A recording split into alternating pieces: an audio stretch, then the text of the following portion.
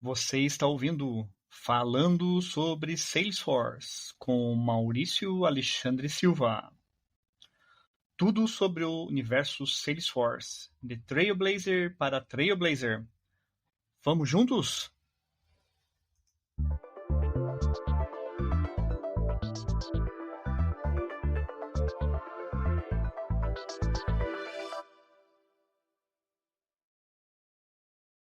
Fala pessoal!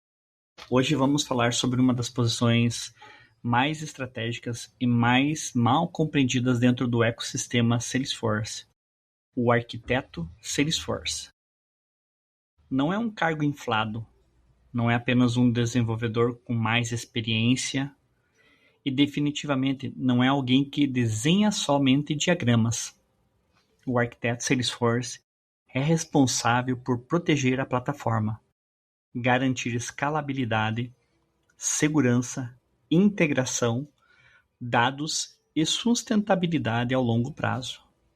Nesse episódio vamos conversar sobre o que realmente define um arquiteto, a diferença entre um júnior, um pleno, um sênior na arquitetura, quanto o mercado brasileiro está pagando, quais são os riscos e armadilhas desta função e como está o futuro da arquitetura Salesforce no Brasil.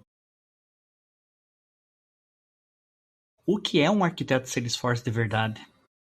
Primeiramente, precisamos alinhar este conceito. O arquiteto não é um cargo decorativo. Existem camadas. Solution Architect, Technical Architect, Enterprise Architect, CTA, Certified Technical Architect.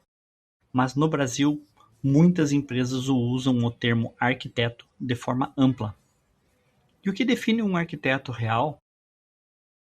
Define padrões técnicos, desenha arquitetura de integração, garante escalabilidade, avalia riscos, define governança, controla a dívida técnica, protege produção, toma decisões que impactam milhões.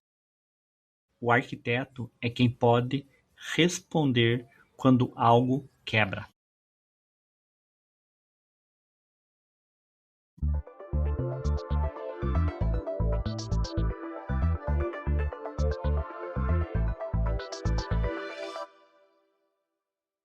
Quais são os níveis de arquiteto? Existem diferenças bem significativas. O arquiteto júnior ou arquiteto em transição normalmente é um ex-desenvolvedor sênior, forte tecnicamente, que está começando a desenhar soluções. Suas capacidades são entender os limites da plataforma, saber desenhar arquitetura básica, dominar integrações simples, conhecer padrões de projeto e participar de decisões técnicas. Ainda ele não domina a governança enterprise, estratégia multi-cloud, arquitetura de dados complexa e gestão de risco em larga escala. O arquiteto pleno, aqui que começa a maturidade real na parte de arquitetura. As capacidades esperadas do arquiteto pleno são arquitetura multi-cloud, integração complexa, REST, eventos, middleware, estratégia de dados, segurança enterprise, DevOps estruturado, observabilidade, gestão de performance, modelagem escalável. O pleno já assume responsabilidades por projetos grandes. E arquiteto sênior, o principal. Aqui falamos de alto impacto. Este profissional define a arquitetura organizacional, atua em múltiplos projetos, decide stack de tecnologia, define padrões corporativos, avalia risco regulatório, atua como um advisor executivo, resolve crises técnicas críticas, atua em ambientes regulados, banco, seguro, saúde. Esse nível já conversa com diretoria. E os riscos e situações críticas na carreira do arquiteto? Bom, vamos lá. O risco número 1. O arquiteto de PowerPoint. Faz muito diagrama, tem pouca profundidade técnica e o mercado percebe rapidamente. Risco 2. Ignorar governança. Arquitetura sem padrão vira caos. Arquitetura sem documentação vira dependência pessoal. Risco 3. Subestimar a integração. Salesforce raramente é um sistema isolado. A arquitetura mal feita gera latência, inconsistência e incidentes. Risco 4. Falha em segurança. Sharing incorreto, exposição de dados sensíveis, LGPD ignorada. Em ambientes financeiros, isso é gravíssimo. Risco 5. Não evolui para a visão enterprise. Arquiteto que só pensa no projeto atual não cresce.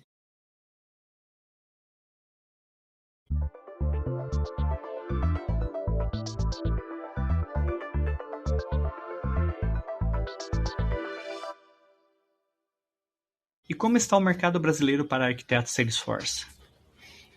O mercado brasileiro para arquitetura Salesforce é escasso em profissionais maduros, é altamente valorizado, mas é mais seletivo. Está concentrado em grandes empresas e consultorias. A demanda forte para arquitetos estão em bancos, seguradoras, área de saúde, varejo grande, empresas com múltiplas integrações, com projetos com Data Cloud, com projetos com AI e automação avançada. Existe carência real de arquitetos que entendem a integração enterprise, governança de dados, segurança profunda, DevOps estruturado e arquitetura multi-org. E como estão os salários praticados no Brasil? Eles variam por setor e nível de inglês. Os valores médios de mercado são arquiteto júnior, CLT entre 14 a 20 mil reais, PJ entre 18 a 25. O arquiteto pleno, CLT entre 20 mil reais a 30 mil reais e PJ entre 25 a 40 mil reais. O arquiteto sênior, CLT entre 30 a 45 mil reais e PJ entre 40 a 70 mil reais. O arquiteto com inglês forte e atuação internacional pode atingir entre 6 a 12 mil dólares por mês, dependendo da senioridade.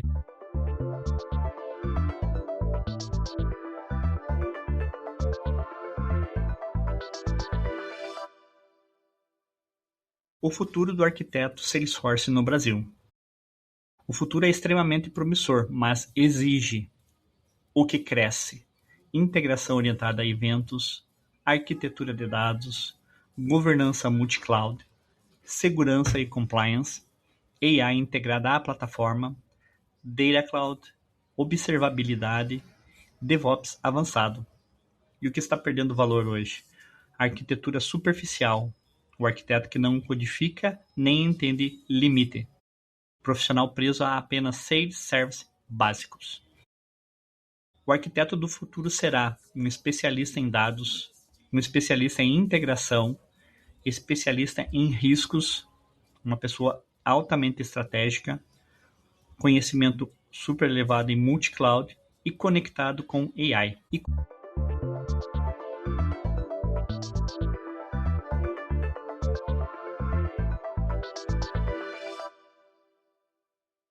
Agora eu vou entrar num ponto extremamente importante.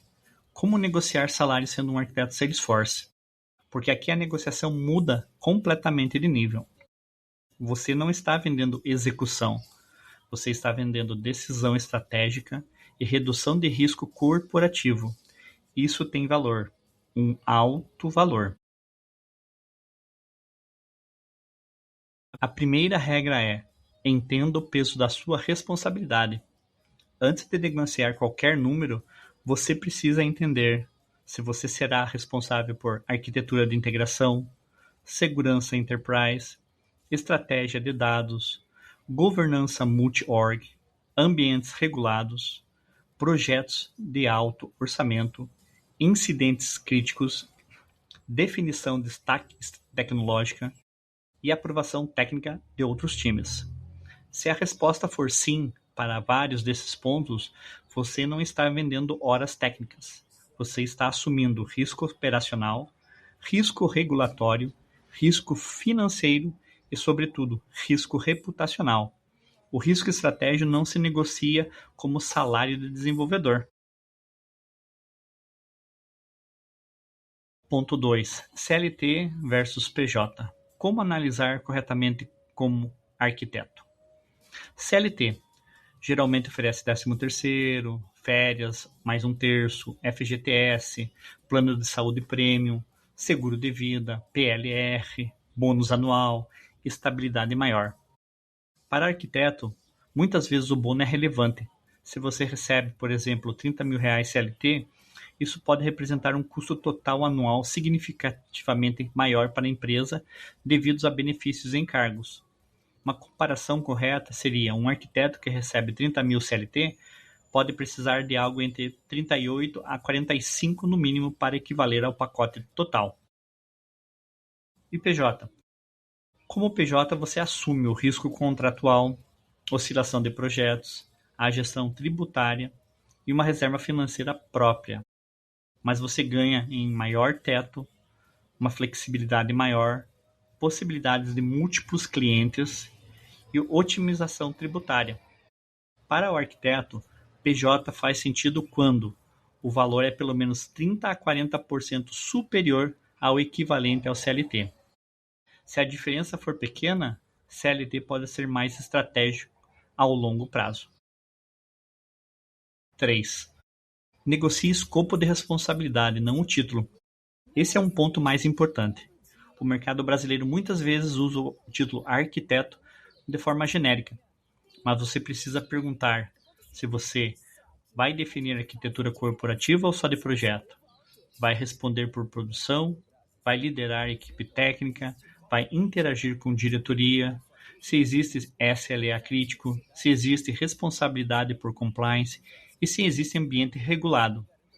Se você assume produção, define padrões corporativos, é responsável por incidentes, aprova a arquitetura de terceiros, isso não é um salário intermediário, é salário de alto impacto. 4. Benefícios estratégicos para arquitetos.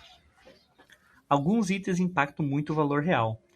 PLR significativa, um bônus anual baseado em performance, bônus por projetos, retention bônus, participação em decisões estratégicas, treinamento internacional, certificações patrocinadas, eventos globais, modelo remoto internacional, horário flexível executivo. Às vezes, um bônus de 20% anual altera completamente a equação. Uma pergunta estratégica que se deve fazer: qual é a política de bônus e como ela é calculada? 5. Como responder a pergunta sobre pretensão salarial? Nunca responda imediatamente com um número fechado. A sua resposta estratégica deve ser: considerando o escopo da responsabilidade técnica e impacto estratégico discutido, estou buscando algo na faixa de X a Y. Sempre use faixa. Sempre amarre ao escopo. Nunca se baseie apenas no título. 6. Erros comuns na negociação para arquitetos. Acertar cargo de arquiteto com salário de desenvolvedor. Não perguntar sobre responsabilidades de produção. Ignorar ambiente regulado. Não validar maturidade técnica da empresa. Assumir risco alto por pacote baixo. Não considerar impacto na reputação. Erro crítico: aceitar ambiente caótico, sem governança e virar bombeiro permanente. Isso consome energia e reduz crescimento estratégico.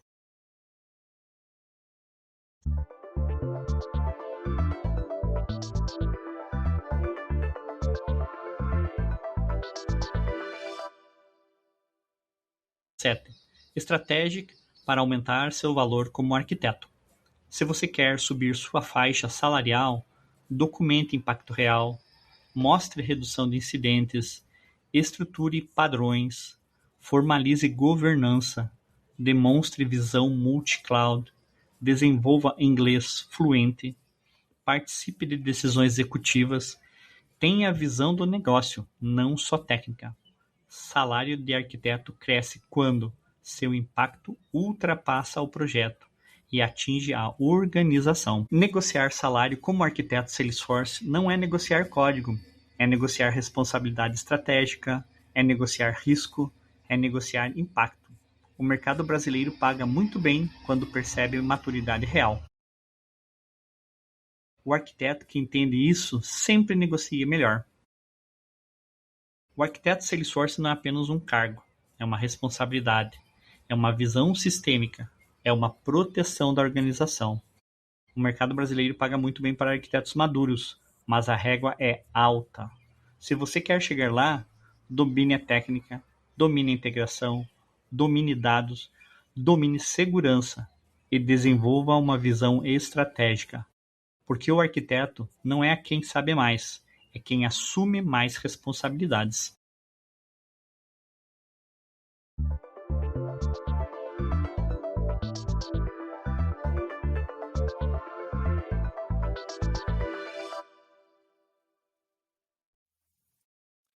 E aí, curtiu esse episódio?